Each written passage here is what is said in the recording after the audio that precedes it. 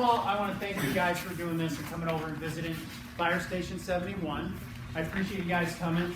You'll notice there's a whole bunch of people over back there watching. Well, those are candidates. Those are the guys that are in class right now to become a firefighter. So they're there to listen. They're going to ask, you guys are going to ask any question you want of them, and they're going to be able to answer them, right? Yeah. And we'll ask questions and answers. We'll do that later on. First, let me introduce myself. I'm firefighter Mike Davenport. All right, you can call me Firefighter Mike. I don't care. That'd be great. I've been on the fire department for 15 years and absolutely love every single day of my life going to the fire station. I love it. I like helping people. I like the adrenaline rush. I'm kind of a little bit of an adrenaline rush guy. Without Mountain Dew, with Mountain Dew, you ought to see me. I'm a little crazy. Ask these guys. So, we're here today to talk about fire safety. Then we're here to also kind of look around the rig, look around the engine house, tell you what we do on a daily basis. You guys just came from a great class about fire safety, right? Yeah. So if I were to ask you guys a couple quick questions about fire safety, you would probably know the answers, correct? Yeah. Man, you guys are going to be awesome. This is going to be easy, right? All right. So, first things first, I got a couple of rules, and I got to talk to you about those rules because they're really important. First rule is, this is a working firehouse.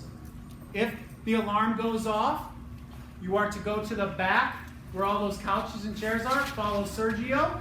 He will take you back there and you will stand there. Does the squad know? I'll let them know. Okay.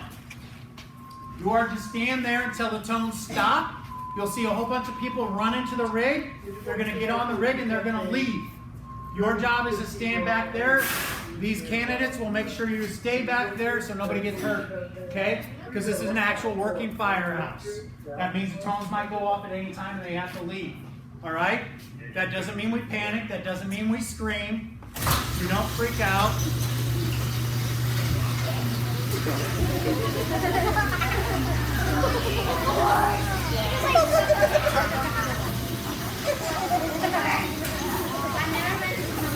Hi guys. Hi guys.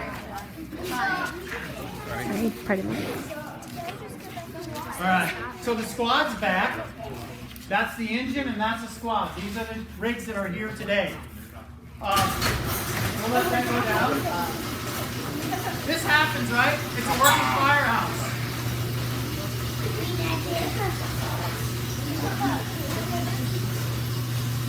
Alright, so what was my first rule? If a fire alarm goes off from over there. Nice job. Somebody's paying attention. Good job. Yeah. All right. Number 2 rule. Everybody listen up. Number 2 rule. Do me a huge favor. Hold all your questions till the end. I know you guys have a lot of questions, and I will try to answer every one as soon as I can. But if you hold the questions till the end, I'll be able to get to them. If you keep asking questions while I'm doing my presentation, unfortunately, I won't be able to get to your questions. So hold them till the end, okay? Because we got a lot to talk about. You guys already learned a lot as it is over there at the all-school assembly, right? But we're going to talk about a couple other things that have to do with an actual working fire station, okay? So I'm going to test you real quick. Normally, you guys, this would be a time I would tell them about fire safety. They've already had that talk over there, correct? Yes, sir. Okay, so let's test them and see how well they do and see if they listen. There's a magical number that I'm supposed to dial in case of emergency. It begins with a 911. 911. That's it. Very good. I kind of forget that sometimes. So you dial 911 in case of an emergency, right? What is an emergency? There's a fire at your home and you can call 911. Right, and we'll get there. We'll get there very quickly, okay? Emergency can also be something such as mom and dad or parent or guardian has fallen down and they get hurt, okay? Call 911 and we will get there as soon as we can. Going back to fire safety a little bit, and kind of because you guys already covered it, there's a thing on by the ceiling or kind of up there in your house. Everybody use your imagination. What's that called? Yeah, a smoke detector, right? With that smoke detector, does everybody know what it sounds like?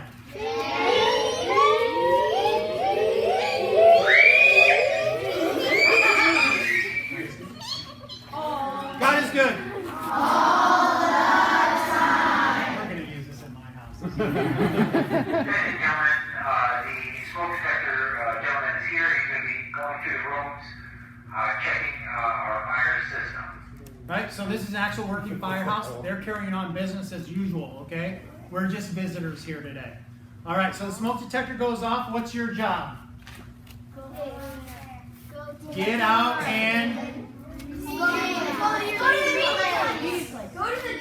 Here's what I want you to repeat. Everybody, get out. And stay out. That's your job. That doesn't mean when that smoke detector goes off, you don't hide, you don't go under the bed, you don't go back in for your favorite blankie. Why are you guys laughing? I have a favorite blankie. Alright, so I don't go back in, right? No matter what. We get out, we stay out. What do we do after we got out and the smoke detector went off, right? Use your imaginations here. Smoke detector goes off. We get out, we stay out. Where do we go? Alright, we go to our meeting place, right? For my particular family, my family's job is to meet at the mailbox. Okay? So the smoke detector goes off. They know to go to the mailbox, get out, stay out, don't go back in for anything, and meet me there. If they are not at the mailbox, I know something is wrong and they're inside. That's where these guys, those guys back there, they're actually working today. Their job is to go in and get my child, or go in and get the adult, because we're not at the meeting spot. That's why a meeting spot is so important. Okay? All right. Did you guys get signed homework over there? Yeah. You did? Oh, your parents got homework. What's that homework assignment? Yes? Yeah?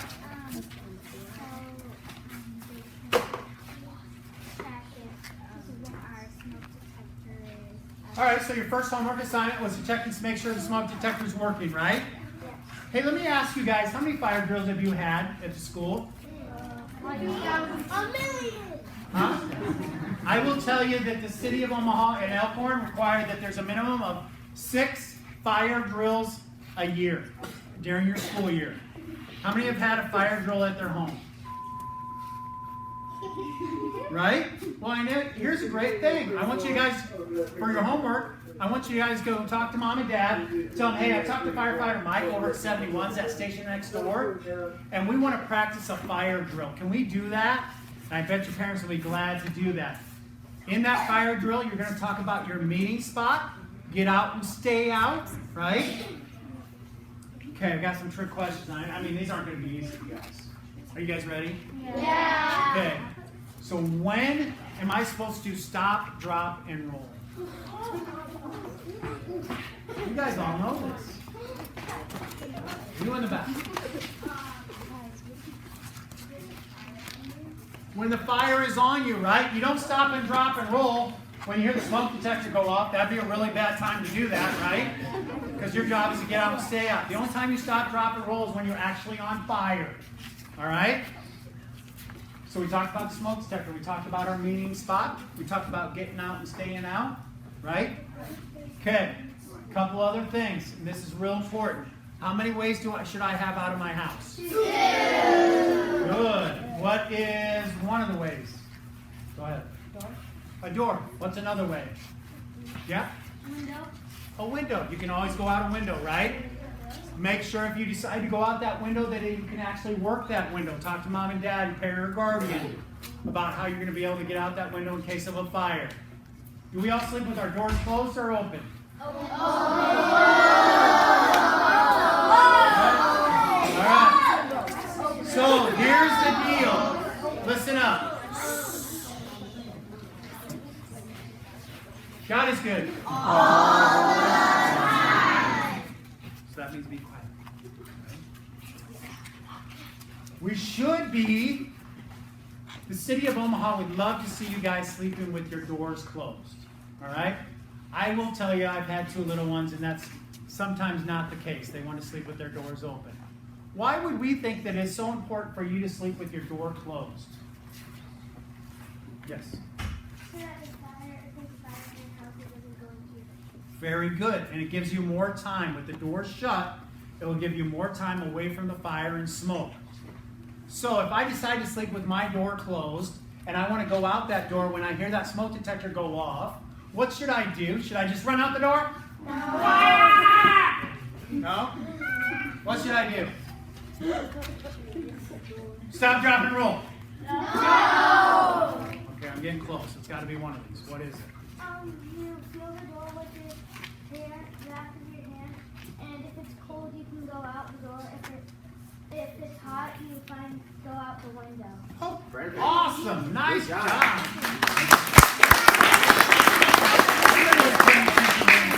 Right? So I fill it with the back of my hand because I still need the front of my hand to be able to open doors and use as a tool to crawl out. Right? So when what does smoke do? Does it go down low or does it go high? High. Right? Smoke always rises. So what are we supposed to do? Get down. All right, get down. Get low and some people have it. Get low and awesome. Get low and go. All right, let's talk a little about, now you guys have been, you know what, I tell you, you've learned a lot today. So I'm not going to go crazy, and I'm not going to give Mom and Dad any more homework for today. Oh, you guys want to have more homework? Yeah! All right, so first one was, now this is for your mom and dad, so you got to make sure you go home and tell them. Mom, dad, parent, or guardian. They're going to test the smoke detectors, right? You're going to talk about exit drills in the home, and you're going to have a meeting spot, right? All right. I want you to test them and ask them, do we have a CO detector? Remember it like this, CO. It's a bad gas. Ask your mom and dad if you have it. That's their test question. All right? Every single person in this room should have a smoke detector in their house. Say yes. Yes. If you do not, we provide one for free. Make sure you tell a parent or guardian, and we will give you one for free, and we'll actually come and put it up. So there should be no reason anybody in this room right now should not have a smoke detector. Roger that? You guys good with that? Awesome. All right, let's talk about the fire station a little bit. You know what? You guys want to see somebody get in their gear? Yeah. Cool. Nate. Yeah, sorry. All right. Hi guys. Introduce yourself. I am firefighter Nate. I ride on the back of Engine 71. I've been on it for a little over 14 years. And I'm going to put on the gear and show you guys. Nate, when you ride on the back of that rig, what's your job? My job when we get to the fire is if we need a water supply, I'll hook us up to the hydrant. Then I join the other firefighter and the captain at the door, and we take the fire hose into the house and try to put out your fire. So does every single person on that rig have a job? We all have different jobs. We all know what our jobs are for every situation, and but we're fluid because no two runs are the same. It's a little different every time, so we know our basics, and then we adapt to whatever we see when we get out of the truck. Will you do me a favor and put on your gear so everybody sees him right now, right? Yeah. Seems like a pretty good guy, well dressed. Will you do me a favor and put on your gear so they see what you look like with all your gear on? All right. So this is our air pack. You got a bottle of clean air that we breathe in your house. It's on fire. You got boots and pants that we leave set up like this so we can put them on quickly. Okay, what was that noise, Rogers? What was that noise? There was air going into the hose and up into the vents. And why is it doing that? Because he turned the bottle on? Very good. I'm kind of questioning these guys. These guys are the new guys, so they better have all the answers right. What's that noise? That's the noise the firefighter stops moving. It makes this noise louder and louder. And sometimes if a firefighter can't get out, he'll fall and he'll stop moving in the fire. That way when we go in, we know who that is and we know where he's at. We can follow that noise to the firefighter. Tell me a little bit about his gear. Go ahead. You. His gear has 3 different layers to protect him from all different kinds of, like a big barrier from water, keeping the water out and in. The thermal layer so he doesn't get burned from the fire. In both his pants and his coat have those 3 layers to protect him at all times. Okay, so right now what he's putting on, it looks kind of like your backpack, right? No. Not at all. Thanks, Mike. That's not it. So what it looks like, and I call it my backpack. So, you know, Dora Explorer, backpack. That's what I wear right here. Guys think I'm a little crazy when I say it, but what he's able to do is breathe inside the fire with his mask on when we are not able to. He's not able to breathe the same air that you guys are. Right now he's breathing clean, purified air. That's what allows him to be able to go into the fire. He's got his voice, do you want? So he's got his voice amp on so I can hear him. Test. Good as well. Test. There you go. Can you hear this little speaker here? Because inside it can get noisy. All right, so I need everybody to go to that corner. No running, nice and slow.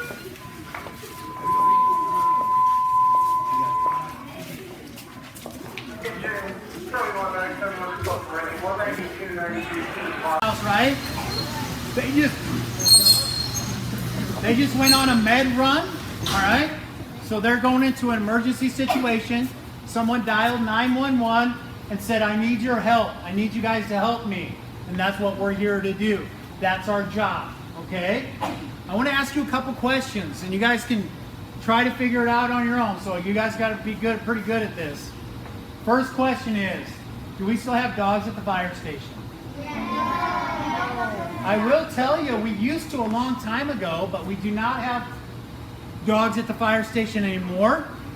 They were called Dalmatians. They were usually black and white. The reason we had them at the fire station was they were there to keep the horses calm. Horses? You guys had horses at the firehouse? Because a long time ago, this was not an engine. It was a horse and buggy, had water on the back or ladders on the back. The dog's job was to keep the horses calm. And also when we actually went on the run, they would get out in front of us, keep all the animals out of the way, and bark. That was our old siren. Anybody know why we don't have poles at the fire station? Notice there's no poles here. We got no dogs. We have no pole. What is it? Why don't you think there's a pole at this house? Because there's no upstairs. Why was there an upstairs in the old days? They stayed over the night. So do these guys. They stayed upstairs because they didn't want to sleep with the horses down on this level. All right? So they slept upstairs. That's why most firehouses had a pole. That's why they also had dogs. All right? Those are usually some of the questions I get right away. Couple things about this particular firehouse. They're here for 24 hours. That means they get here at 7, they leave at 7. 24 hours, and then they get another day off. They get a 24-hour break. Well, Mike, what do they do that whole time? 24 hours? That seems like a long time. Whew, 24 hours? Well, you know what? We have a schedule. Guess what? The new guy, the guy who was putting on his gear, guess what his job is here at the house? Guess what his chore might be? What's his chore? He gets to clean the bathrooms, you're right.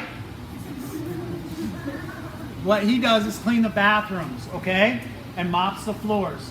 We have to take care of our house just like you have to take care of your house. So we do our chores in the morning, all right? We might try to grab a bite of breakfast in between calls.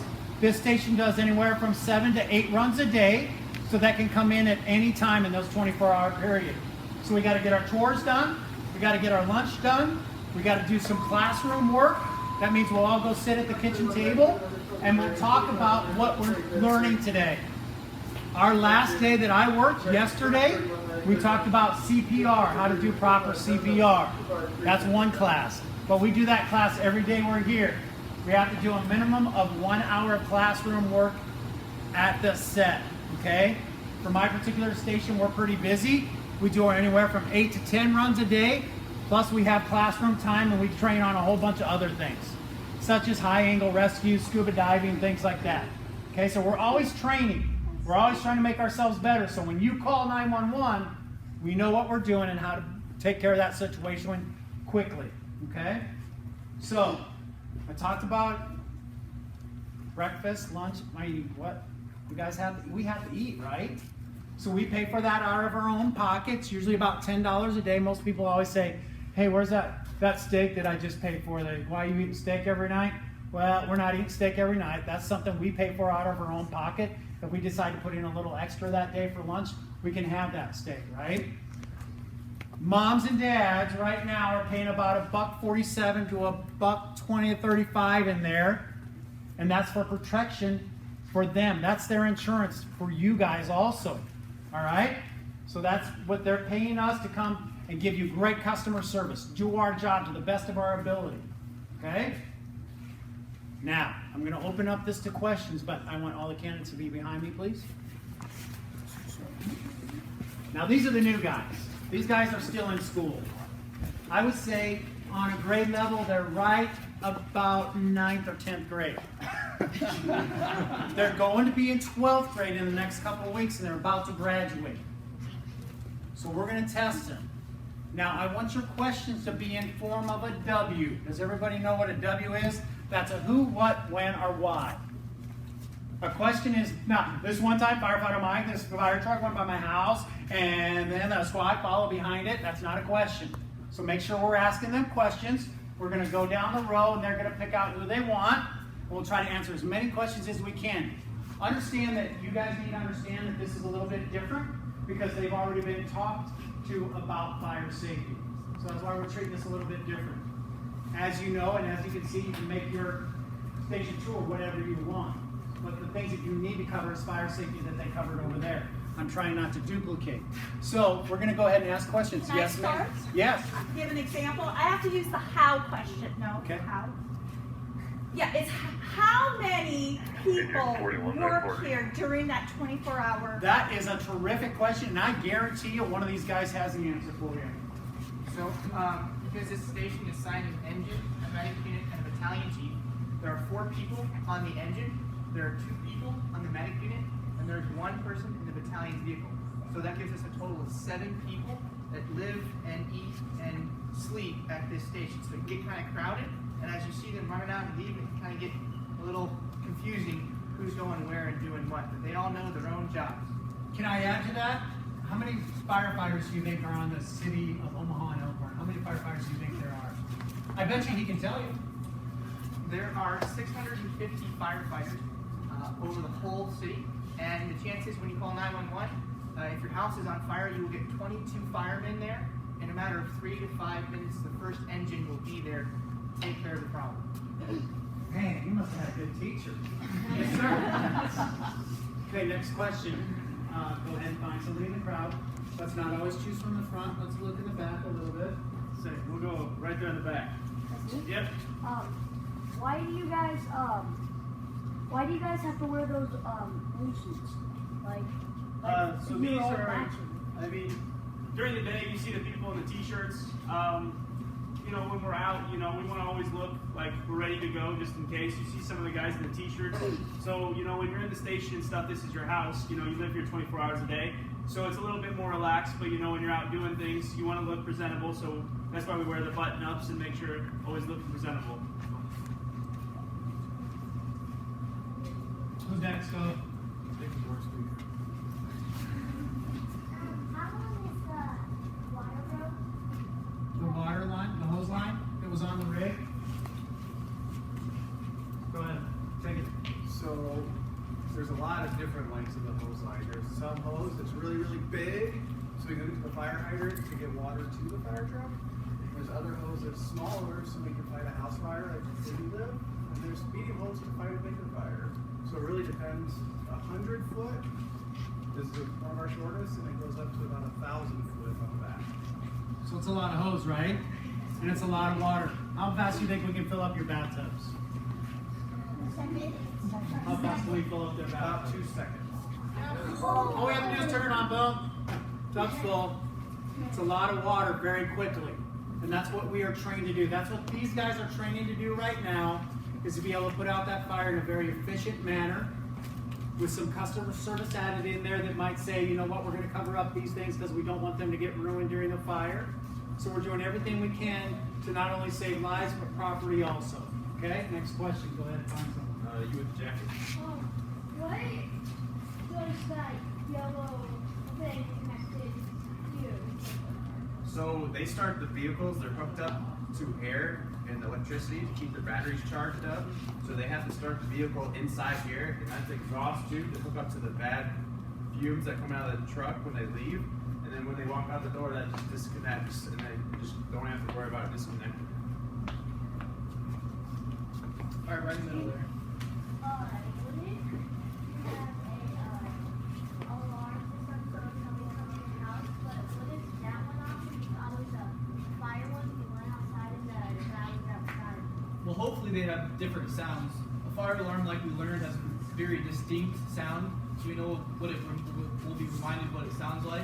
Hopefully your alarms don't sound similar, so that doesn't happen. But remember, if you hear that alarm system, the most important thing is to get out. And if you see smoke, stay low. Okay? What if you guys go to a house on fire and you couldn't find a fire hydrant? That's a good question. So what would happen if, understand that all engines in the city of Omaha carry a minimum of 500 gallons of water on board, on the fire truck. This particular engine that just left carries 1,000 gallons of water. So we have enough water to be able to put out the fire pretty quickly, just on the rig without hooking up to a fire hydrant, okay?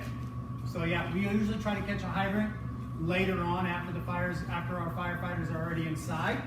So that hydrant is just there as kind of a backup in case we need more water.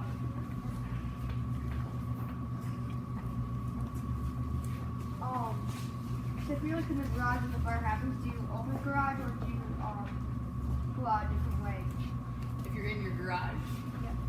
and you have direct access to a back door, you're gonna want to go away from the fire. Okay, we got 3 more questions. Make them good. Good way to gray sweatshirt there. Do you guys go to the fires, like big fires, or you guys go like to smaller fires? Well, the city of Omaha responds to any type of fire emergency that would happen. So let's say your smoke alarm goes off, there's really no fire, there's still a threat of one, so the fire department would still come to your home just to make sure there's no fire. Or where your parents work, if they might have an alarm activation that would send the fire department there. So even if there's no fire, the fire department will still go to make sure that there's not a threat. But as far as directly answering your question, for a house or a big building, a big fire, the Omaha Fire Department responds to all of them. All right, you all the way in the back. What has been your biggest fire? What's the biggest fire? So these guys are new guys, right? They're still in training. They're going to class every day. So they haven't had a fire yet. 42 medic 52 Chastain, 36. That's just the radio dispatching and different. 42 medic 52 Chastain. So they haven't had fires yet. My biggest fire is probably the Butternut building that was downtown. It was a big, large building. It was a 4-alarm fire. I actually went 3. Did we go 3? 4. We might have gone to a 4th alarm. So when I say alarm, that means a lot of people. So let me ask, how many fire trucks show up? If my smoke detector goes off and there's an actual fire in my house, how many fire trucks and guys like you show up to my house? When something happens, like fires, you'll have about 22 firefighters show up. Awesome, right? So 22 people would be there after you dial 911 and there's an actual fire. 22 people all having a separate job, a certain job to do. They will have it and they will get it done. That's how what we call mitigate, or put out the fire as quickly as possible, because there's 22 of us. Okay? Go ahead, fine.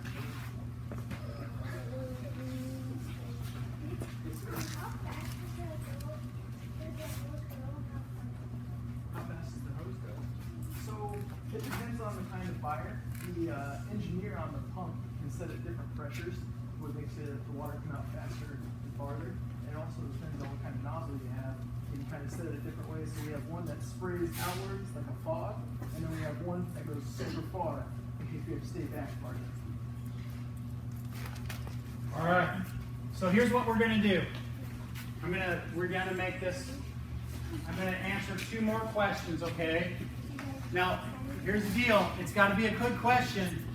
It's got to be, oh my gosh, I've always wanted to know this, and these guys are gonna be so surprised that I answered this question. Asked this question. Man, you guys are smart. I love it. What's the question? How long does a normal fire take? It depends on how big the fire is. I will tell you that I was at a fire yesterday. That particular house had a fire, and we put the fire out. By the time we arrived and put out the fire, it was about 3 minutes, 3 to 4 minutes. The rest of our time was spent what we call overhaul, making sure there's no fire anywhere else. Okay, so once we get on scene, we can put the fire out very quickly because we're all very well trained on exactly what to do. We are much like what we call a paramilitary organization, kind of like the Cub Scouts or the Girl Scouts. We do what we're told, when we're told, with no questions asked. Okay? That's how we're able to accomplish the things we do. Because I don't have time for somebody to ask me a question of, hey, I need you to go put out that fire, and then what else should I do? I don't have time for that, right? What you're told, when you're told, just like you do at home, right? No. Right. Yeah. Last question. I'll give you one more. What's the last question? Go ahead. Teenagers ride in the fire truck? No, so you have to be trained personnel and with the Omaha Fire Department to be able to ride on the fire truck. Okay, you can go sit on it, and here's what I would invite every single one of you to do. All right, this fire station, all the fire stations in the city of Omaha, are yours.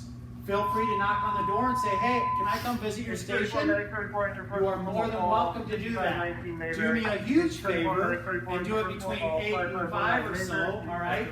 And if we're not there, come back. We'll be there. And most of us would be glad to show you our fire station. All right? You can do that anywhere in the city of Omaha. Knock on the door, say, hey, I want to visit. Come on in. We'll show you around. Okay? All right, good question. Yes. It's 21 medics, 21 a seizure, 4410 or 363 that Would you be able to access the fire truck with it being inside, or would you have to pull it out? We'd probably pull the fire rig out, right? I've never, let me rephrase that the way our cooking's been lately. We've never had a firehouse actually be on fire. Although I will tell you, we did leave our potatoes on at that fire yesterday. It came in right around lunchtime. One of our new guys, it's on the back of the rig, forgot to shut the stove off. So they were a little burned, it got a little dark inside, but we were fine. So we've never had a firehouse actually start on fire. Okay? Here's what we're gonna do. First of all, I want to thank you guys. You guys are an awesome group. You've done a great job. If there are questions that you wanted to ask, I would tell you to write them down, hand them to your teacher, and we'll be glad to come out and pick them up, and we'll answer those for them. Would that be okay? So you guys, maybe for something to do, right? Write the question down that you didn't get asked, ask it on a piece of paper, and I will try to make sure that the pub ed department gets to the answers and gets those questions back to the teachers, okay? All right, so I want you to do one last thing for me. Maybe you've heard this, maybe you haven't, but I want you to repeat after me. Fire is a tool. You must have been touched. Man, that's awesome. So, hey, I got a fire in my house right now. What is it? I got a fire at my house. It's a tool. What's it doing? Getting bigger. No. There's a fire at my house. What's it used for right now? Think. Why would I have a fire at my house right now? I told you fire is a tool, not a toy. How do I have a fire at my house right now? Do I have hot water? Yeah. What's keeping my water hot? So, The heater is, right? There's a little pilot light, that's a little fire that's keeping my water hot. That is a tool, all right? It's not a toy. That is an example of a tool. I happen to cook with gas stove. That's what keeps all of my food warm and cook it. That is a tool. That is a fire at my house. Not yet, but hopefully soon. And that is what keeps my food getting warm. That's a fire. Again, a tool, not a toy. All right? You guys have your homework assignments. Will you do me a huge favor? They're not here, but we're going to make sure they hear us. Everybody say, thank you, Station 71. thank you.